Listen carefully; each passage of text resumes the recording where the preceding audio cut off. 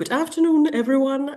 Welcome to another session of the open online course of the Sustainability at Leave Cost Action.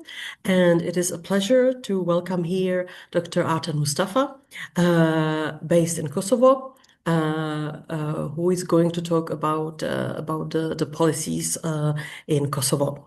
Artan Mustafa is based in Pristina, and he also has been educated in Uppsala and Vienna. His research interests include welfare state politics, social basis of politics, and social sustainability. Artan serves as a national expert for Kosovo on national protection at the European Social Policy Analysis Network. And during the last academic year, he was a Jean Monnet Fellow at the European University in Florence. Oh, so Artan, it's a pleasure. Please, to have you here, and the floor is yours. Please, you can start your presentation. Thank you, Vera. It's a pleasure to have this opportunity to speak about parenting leave policies and inequalities in Kosovo. So first, I will start by speaking a little bit about the types of leave and the design of the existing leaves. The main thing at the beginning to remember from Kosovo maybe is the fact that leaves, but everything else in the social protection system as well, is organized without a typical social insurance institution, right? You find a sort of Bismarckian institution that you find somewhere else. For example, during the previous weeks, we have seen cases of Netherlands or Slovakia, for example, and they mentioned that they organize the leaves based on dominantly based on social insurance practices. But in Kosovo, everything is done either in the market or by the government, and either financed by employers or financed by taxes. The relevant legislation is labor law. This came into force in 2010. So I will describe some characteristics of the existing leaves. One of the dimensions is maternity leave for employed women. So they have a right to 12 months of leave. 6 months, first 6 months are paid by the employer at 70% of prior earnings, but they could be taken earlier with medical evidence from 45 days before birth and with employer's request from 28 days before giving birth. Then there are 3 additional paid months. They are voluntary, but they are financed by taxes and managed by the government. And this compensates 50% of the average wage in the country, which was 640 euros gross a month in 2024. And then there are 3 months of unpaid leave that are voluntary. All these dimensions were there since 2010. There was a recent addition, and this was the addition of these top-ups, 3 top-ups in the value of the minimum wage from 2021. The right to 6 months of leave is transferable to the father only in the cases of death or cases of abandonment of the child. But in other cases, these 3 months paid by the government and these 3 voluntary months, they could be transferred if the employed woman agrees to.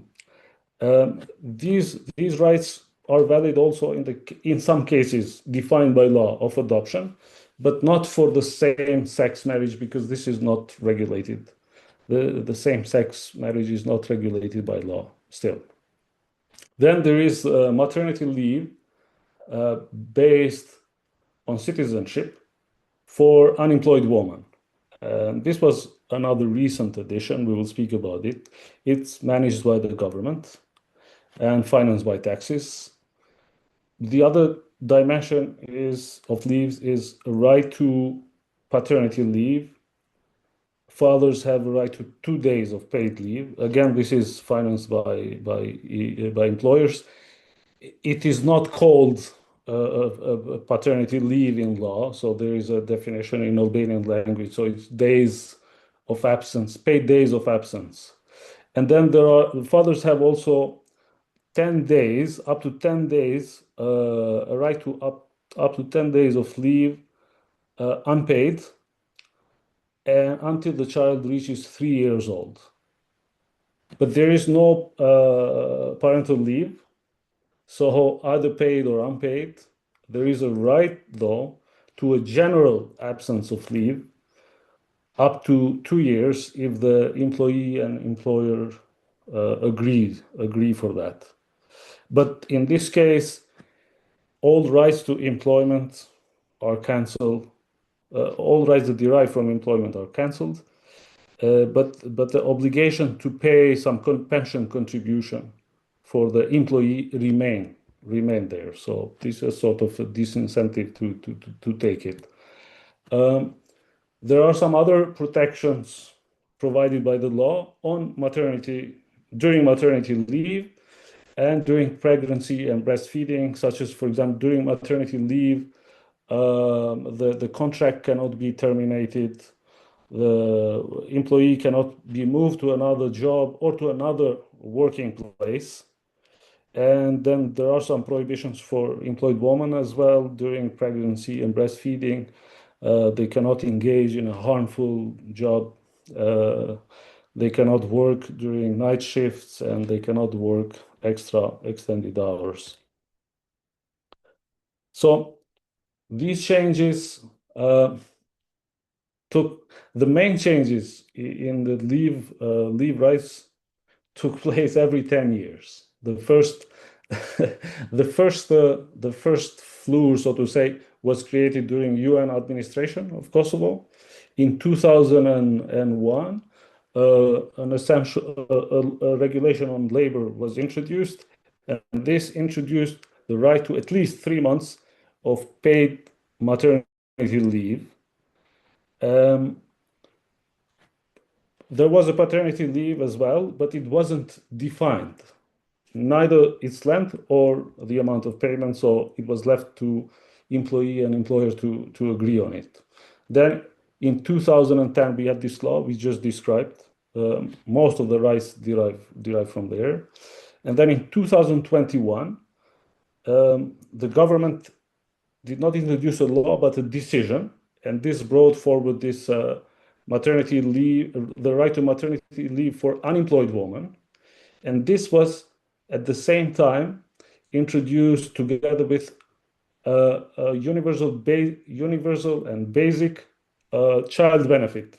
It's probably the broadest, it's for sure the broadest program of child benefits in the Western Balkans. It's tax paid and citizenship based again.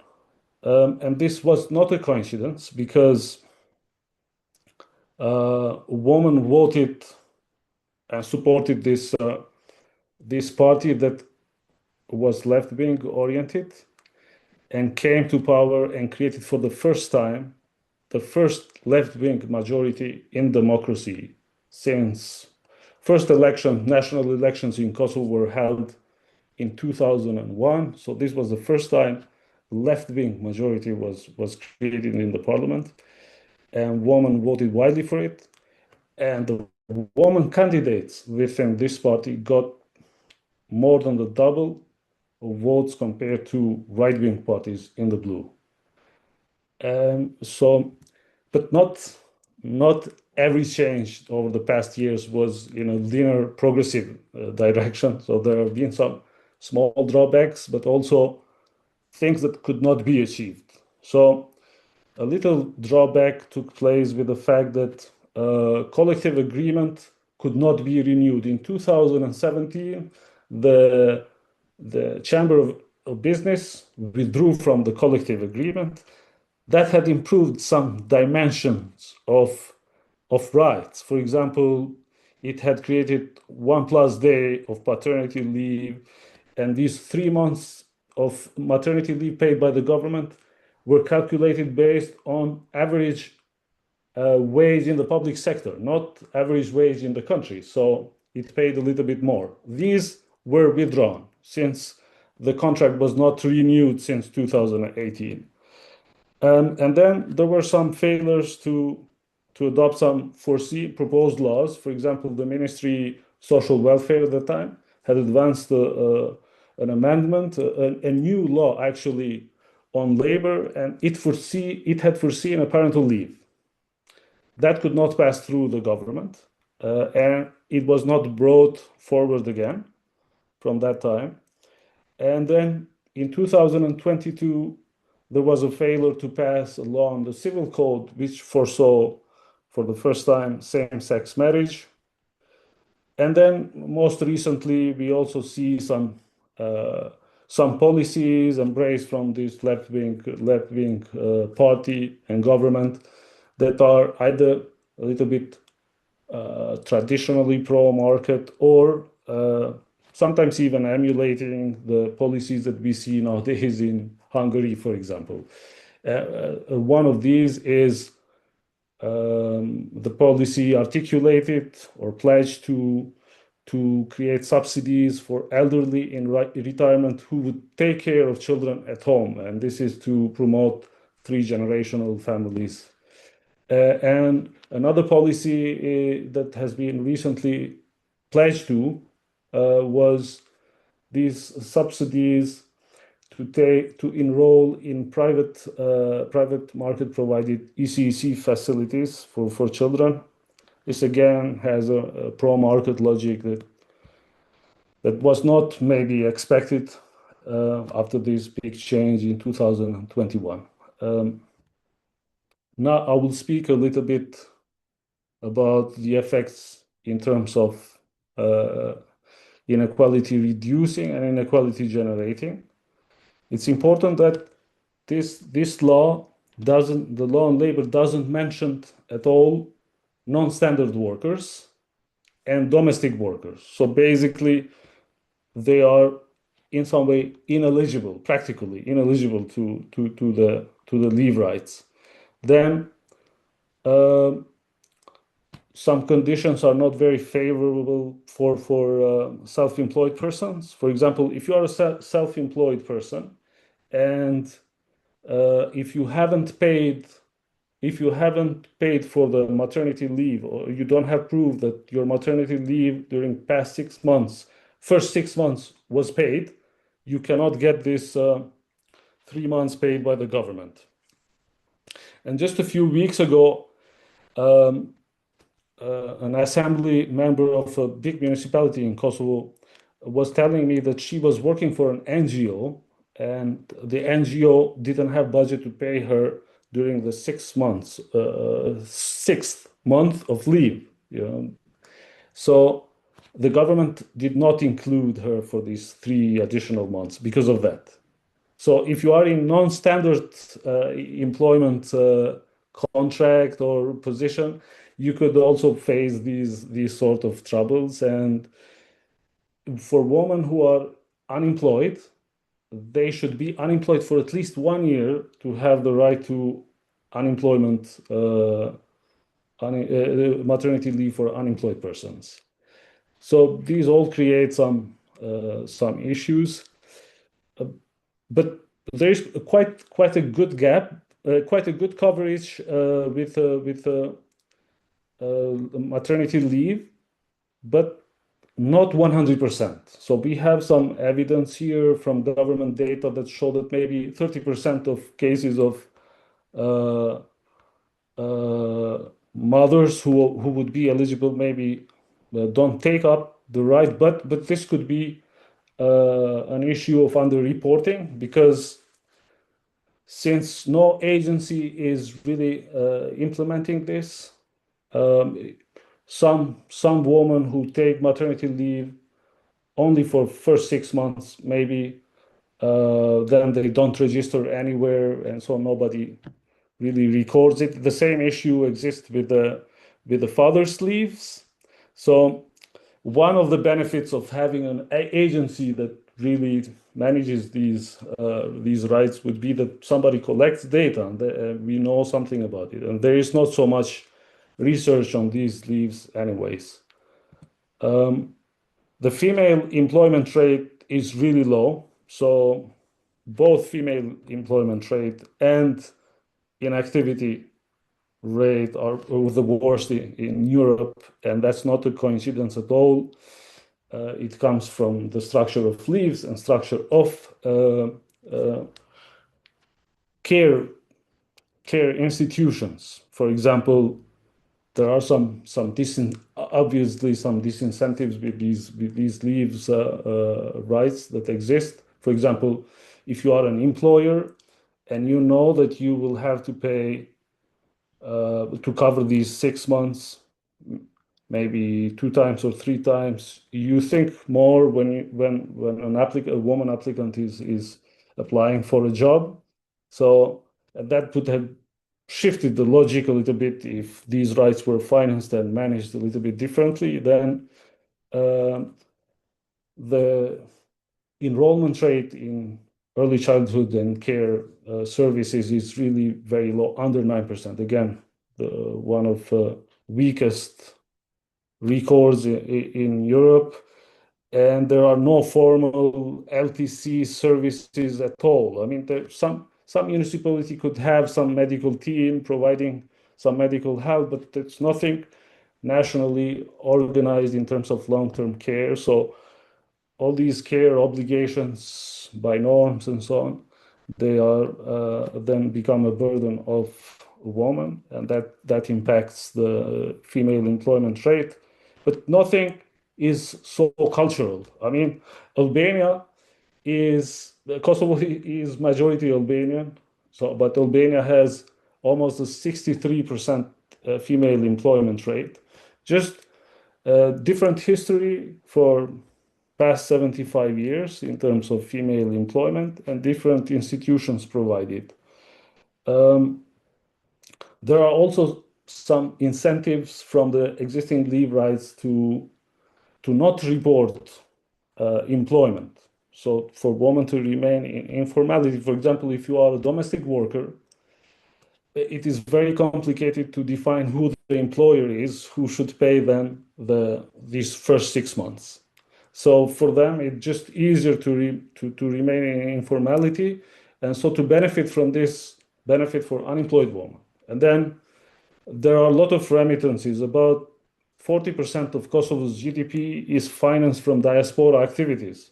So this also serves as a sort of a reservation wage. Ethnicity may be relevant in some cases. If you are a Roma person, you could have much more, for example, complicated conditions in entering the formal labor market and so on. But we know that when women are employed, most of families then are above poverty threshold.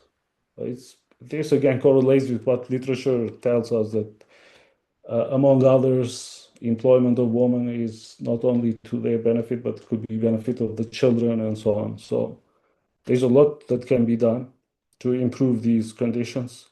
But I repeat that there is nothing cultural about it.